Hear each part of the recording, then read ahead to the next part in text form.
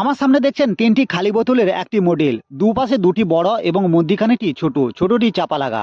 আর এটি দিয়ে এমন কিছু হবে যেটা দেখার পর আপনার মাথা ঘুরে যাবে। তো আমি একটি খালি বোতলে জল ভরে দেব, আর জলটি আমি রং করে দিয়েছি কারণ আপনাদের দেখতে অনেক সুবিধা হবে।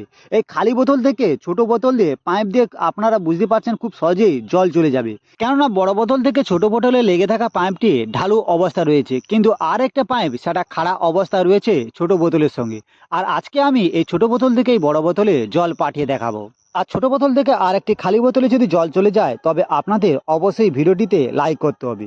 বন্ধুরা, আপনারা দেখতে পাচ্ছেন এই ছোট বোতল থেকে আর একটি খালি বোতলে সহজেই জল চলে যাচ্ছে পাইপ খাড়া থাকা সত্ত্বেও। আর এটি মূলত হচ্ছে মধ্যিখানে থাকা বোতলটি চাপা লাগা থাকার কারণে, কারণ চাপা লাগা থাকার কারণে ভিতরে থাকা বায়ুটি চাপ সৃষ্টি করছে, যার কারণে সহজেই বড় বোতলে জল চলে যাচ্ছে। আর আমি যদি এখন চাপাটা খুলে দিই আপনারা দেখতে পাবেন জল যাওয়া বন্ধ হয়ে গেছে।